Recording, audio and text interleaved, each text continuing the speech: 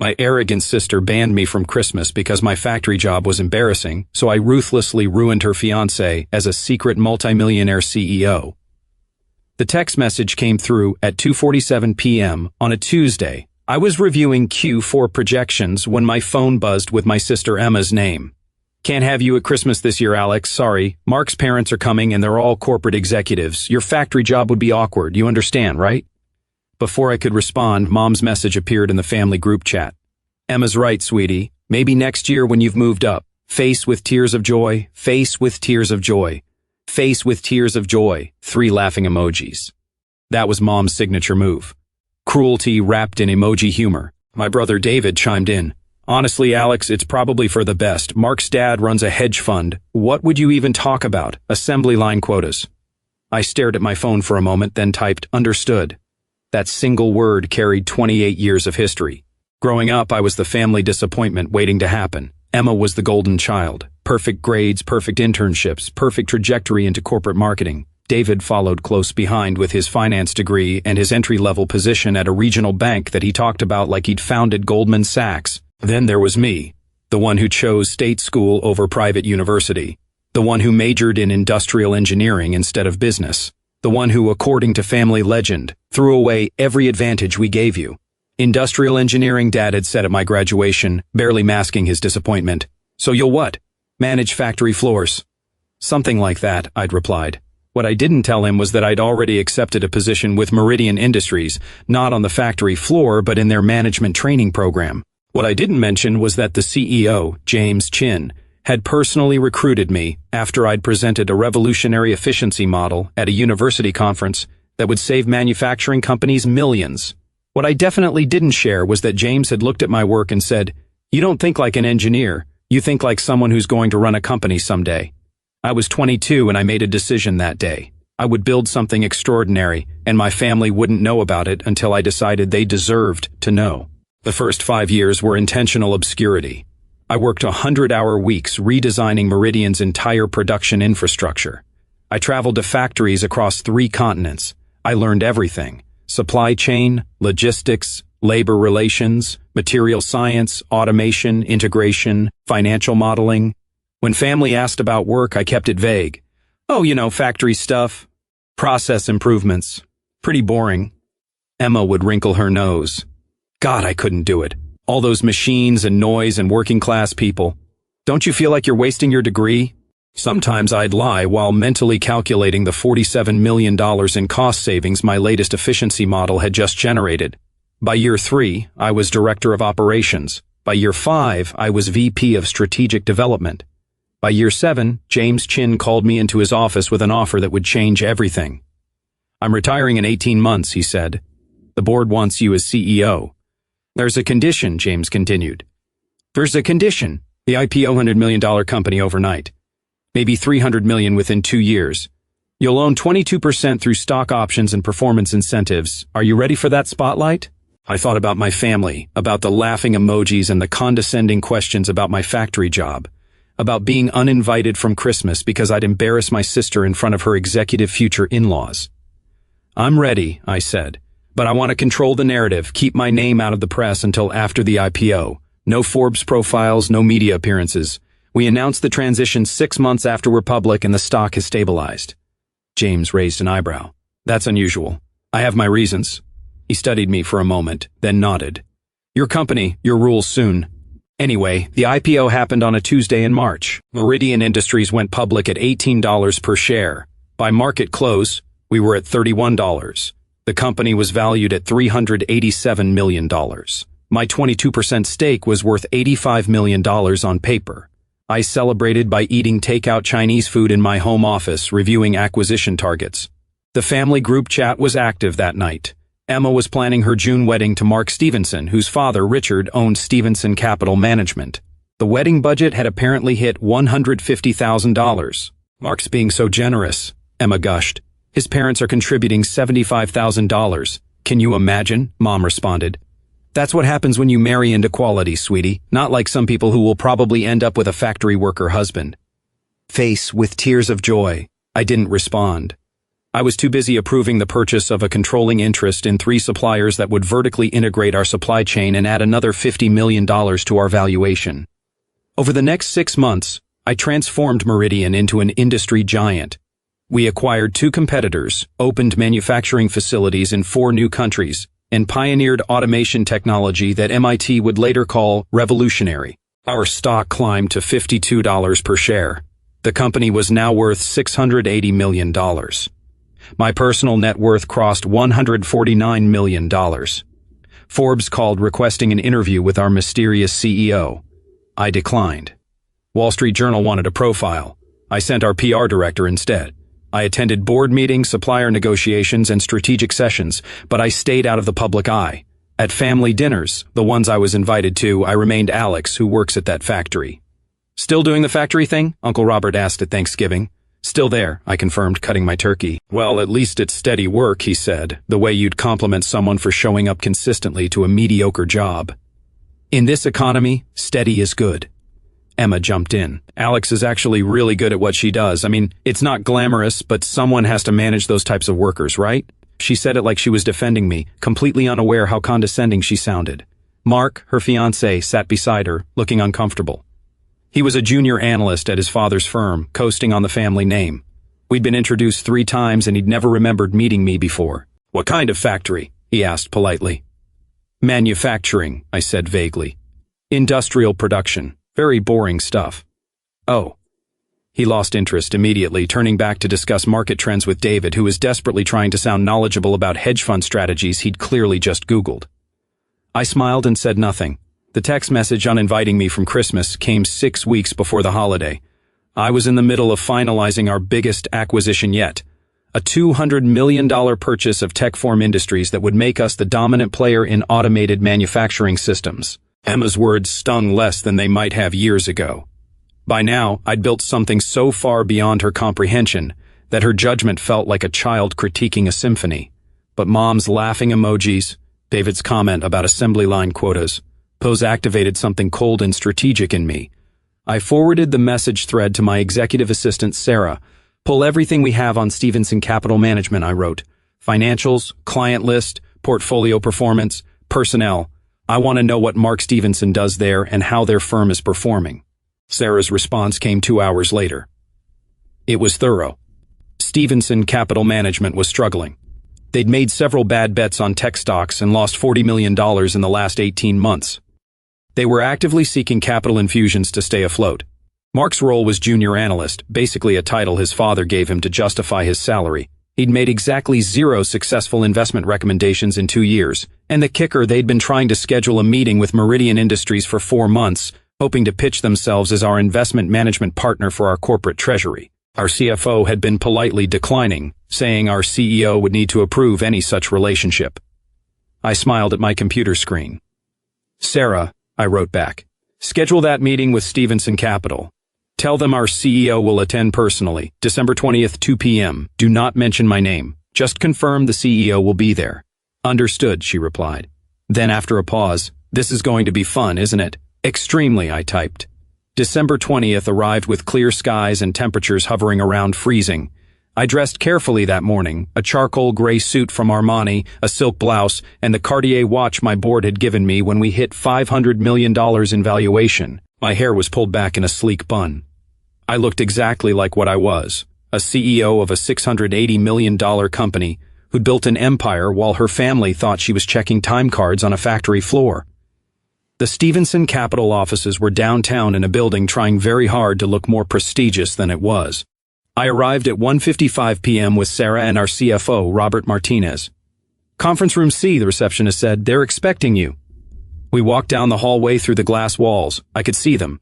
Richard Stevenson, silver-haired and pompous, sitting at the head of the table. 2 associates whose names I'd already forgotten, and Mark, my sister's fiancé, looking nervous and underprepared, shuffling papers he clearly hadn't read. They couldn't see me yet. The glass was one way from the hallway. Ready? Robert asked quietly. Absolutely, I said. Sarah opened the door. Richard Stevenson stood immediately, his salesman's smile activating. Welcome, thank you so much for making time to. He stopped mid-sentence. They all did because they were staring at me. Mark's face went through a fascinating journey. Confusion, recognition, more confusion, then dawning horror as his eyes traveled from my face to the portfolio in Sarah's hands with CEO briefing embossed on the cover. "I'm sorry," Richard said slowly, his smile frozen. "There must be some mistake. We were expecting the CEO of Meridian Industries." I finished calmly extending my hand. "Alexandra Chin Morrison, we've been corresponding through intermediaries for several months. I apologize for the delayed response. Our acquisition schedule has been quite aggressive this year." I watched Richard's face as his brain tried to process this. His eyes darted to Mark, whose face had gone completely white. "Chin Morrison," Richard repeated.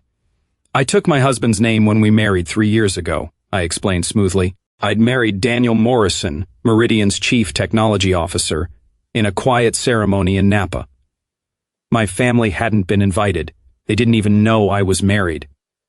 But you might know me by my maiden name from the industry publications.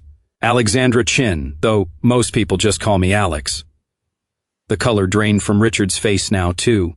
Mark made a sound like a small animal dying. "Wait," Mark croaked. "Alex? Factory Alex? You're Factory Alex?" I repeated, tasting the words.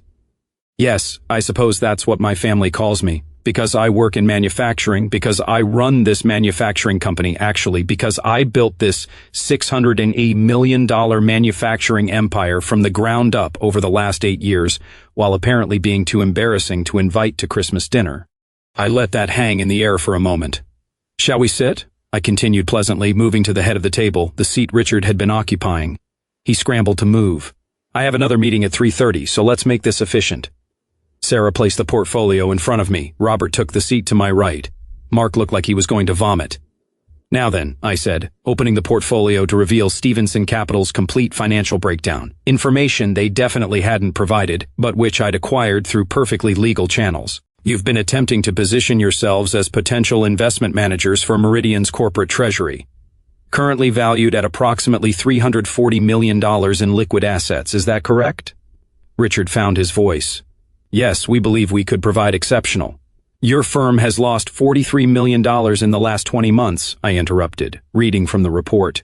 "Your flagship fund is down 34% when the S&P is up 22%.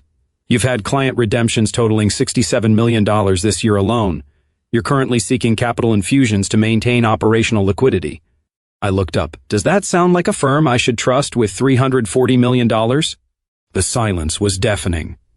Mark's voice came out strangled. "Alex, I didn't. Emma said you worked on a factory floor. She said you were, she said." "Embarrassing," I supplied helpfully. "If I got that text, your factory job would ruin everything."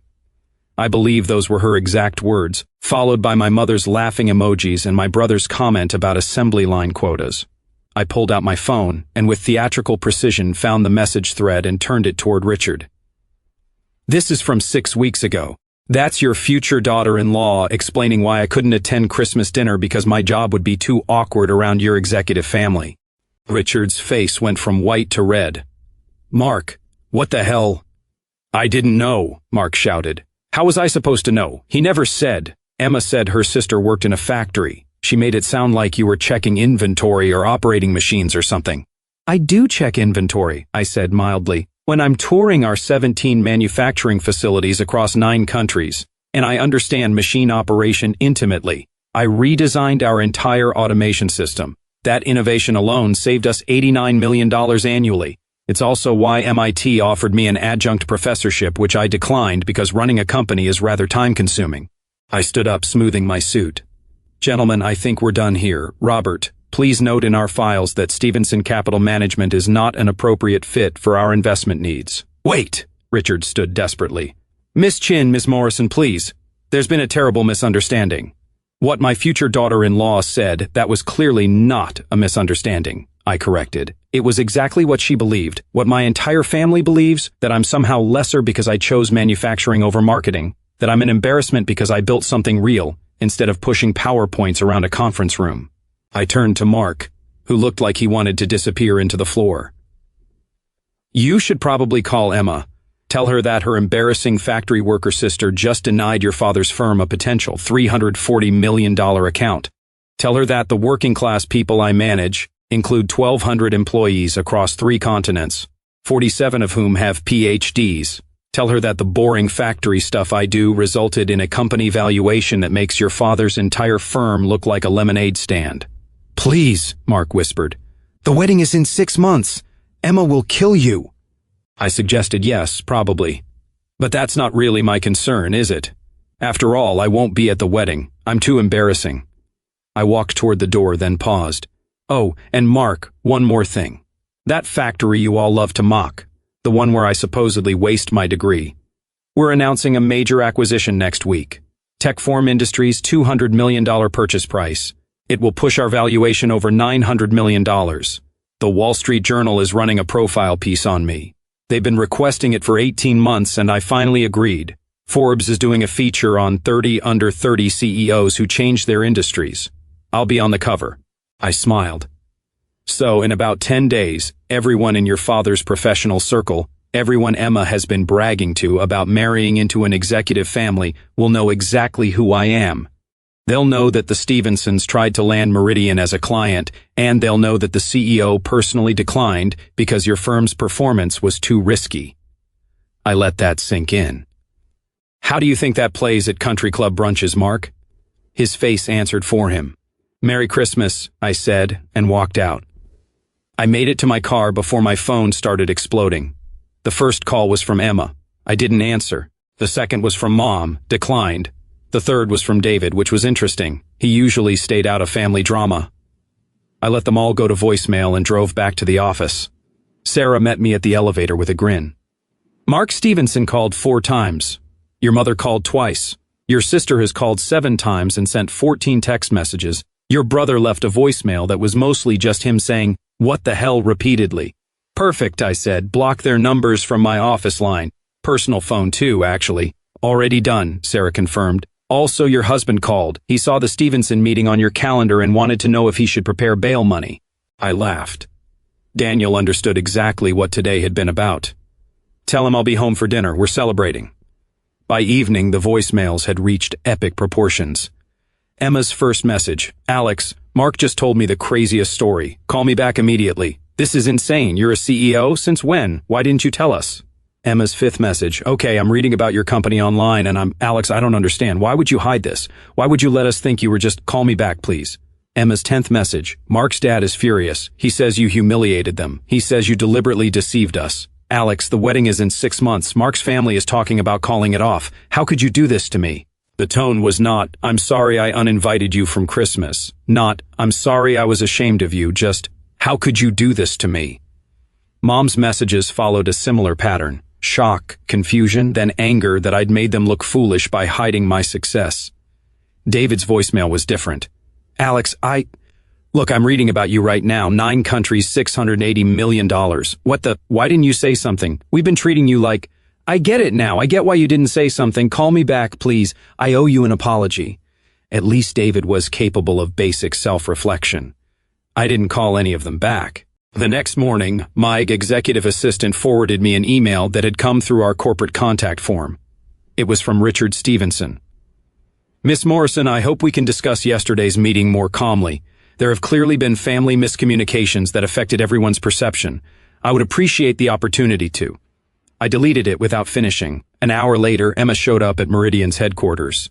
Security called my office. "Miss Morrison, there's an Emma Chin in the lobby demanding to see you. She says she's your sister. She's quite insistent. Have security escort her out," I said calmly. "Add her to the banned visitors list." Understood. 20 minutes later, my personal cell phone rang from a number I didn't recognize. Against my better judgment, I answered. "Alex, finally they threw me out of your building." Emma's voice was shrill. "Security, your security threw me out. I'm your sister." "You're a person who uninvited me from Christmas because my job was embarrassing," I corrected. "That's not the same as being my sister." "I didn't know." "You didn't know because you never asked. You assumed. You looked at my life, decided it was beneath you, and treated me accordingly. For 8 years, Emma. 8 years of condescending comments and pitying looks and being excluded from family events because I didn't fit your image. I'm sorry. I was wrong. But Alex, you have to understand. Mark's family is furious. They're talking about calling off the wedding. His father says you made them look incompetent in front of their whole firm. You have to fix this." The audacity was breathtaking. "I have to fix this," I repeated slowly. Emma, let me be crystal clear. I built a $680 million company while you and Mom and David mocked me at every family dinner. I revolutionized an entire industry while you sent laughing emojis about my factory job. I earned a spot on the Forbes 30 Under 30 list while you were too embarrassed to have me at Christmas. And now you want me to fix your relationship with your future in-laws because they're upset that I exposed their firm's poor performance. It wasn't like that. It was exactly like that. You know what the worst part is, Emma? I would have told you. If you'd ever even once asked about my work with genuine interest instead of condescension, I would have shared everything. But you didn't want to know. You wanted to feel superior. That's not fair. Neither was being uninvited from Christmas. Neither were 8 years of being treated like the family embarrassment. So here's what's going to happen. Nothing. I'm going to do nothing. Mark can explain to his family why their firm isn't qualified to manage our investments. You can explain to your friends why your CEO's sister won't be at your wedding, and the first I'm going to continue running my company and living my life with people who actually value me. Alex, please. I hung up. The Forbes article came out on December 28th. The headline read, "The CEO who built a $680 million empire in secret. Alexandra Morrison's unconventional path to manufacturing dominance." The photo showed me in the main facility surrounded by advanced automation systems, looking every inch the executive I was. The article detailed my rise from management trainee to CEO, the revolutionary efficiency models I'd pioneered, and the aggressive acquisition strategy that had transformed Meridian from a mid-size manufacturer into an industry titan. There was a particularly good quote. Morrison is part of a new generation of CEOs who understand that manufacturing isn't a dying industry. It's the foundation of everything. While others chase software and finance, she's building the infrastructure that makes modern life possible. And she's doing it better than anyone else. The Wall Street Journal piece ran the next day with the headline, "The Manufacturing Mogul You've Never Heard of Until Now." By New Year's Eve, I'd received interview requests from Harvard Business Review, Fortune, Bloomberg, and CNBC. I accepted them all. Emma's wedding happened in June. I wasn't there, obviously. I heard through cousins who'd started reaching out to me with suddenly friendly messages after the Forbes article that it was nice but tense. Apparently Mark's family attended, but the Stevensons' social standing had taken a hit when word got out that they'd lost a potential $340 million client because the managing partner's son had insulted the CEO's family. Emma and Mark moved to a smaller apartment than they'd planned. The wedding gift money from Mark's parents was apparently less than expected. Mark's father had suggested he take some time to learn the business, which was corporate speak for you screwed up monumentally. Mom tried to arrange a family dinner in July to clear the air. I declined. David was the only one who actually earned his way back into my life. He showed up at my office 6 months after the Stevenson meeting properly scheduled through my assistant and spent an hour genuinely apologizing. Not excusing, not explaining, apologizing. "I was a condescending jerk," he said simply. "I was so busy trying to feel important because of my entry-level bank job that I completely missed the fact that you were actually important, actually building something. I'm ashamed of how I treated you. It wasn't perfect, but it was real." "I appreciate that," I said. "I don't expect forgiveness," he continued. "I just wanted you to know I see it now, what you built, what we missed, and I'm sorry. We have coffee sometimes now, slowly rebuilding something that might eventually resemble a sibling relationship." 2 years later, Meridian Industries crossed $1.2 billion in valuation. My personal net worth hit $264 million. We'd expanded into 14 countries and employed over 3,000 people. MIT invited me to deliver the commencement address. The White House asked me to join an advisory committee on American manufacturing. I bought a house in Napa Valley with a view of the mountains. Daniel and I hosted dinner parties for friends from the industry, people who'd earned their seats at my table through respect and capability, not blood relation. Last Christmas, I spent the holiday in Aspen with Daniel, our CFO, Robert, and his family, and Sarah and her wife. We skied, drank excellent wine, and talked about the $400 million acquisition we were planning for the new year. My phone buzzed on Christmas morning. A message from Emma. "Merry Christmas. I know I don't deserve a response, but I want you to know I think about that text every day. I was wrong about everything. I hope you're having a wonderful holiday." I stared at the message for a long moment, then replied, "Merry Christmas, Emma." It wasn't reconciliation, but it was acknowledgement that maybe someday there might be a path forward. Or maybe not. Either way, I'd be fine because I'd learned something during those 8 years of building an empire in secret. Family is about who shows up for you, who values you, who sees your worth even when you're still climbing. It's not about who shares your DNA, it's about who shares your table when you get to the top. And my table, metaphorical and literal, was full of people who'd earned their seats. Emma hadn't earned hers yet. Maybe she never would, but that was her loss, not mine. I put down my phone, looked out at the snow-covered mountains, and smiled. Somewhere in another state, Mark was probably explaining to his parents why another investment opportunity had fallen through. Somewhere, Emma was probably wishing she could introduce her CEO sister to her friends. Somewhere, Mom was probably telling people about her successful daughter, while conveniently forgetting the laughing emojis. But here in this moment, in this house I'd bought with money I'd earned building something extraordinary, I was exactly where I belonged. With people who'd never once thought my job was embarrassing, with people who understood that the best revenge isn't cruelty, it's success so complete that their opinion of you becomes irrelevant. And I'd achieved that years ago on that December day when Mark walked into my office and saw the CEO nameplate on my desk. His screaming had been satisfying, but this life I'd built, this empire I'd created, this table full of people who actually valued me, this was victory.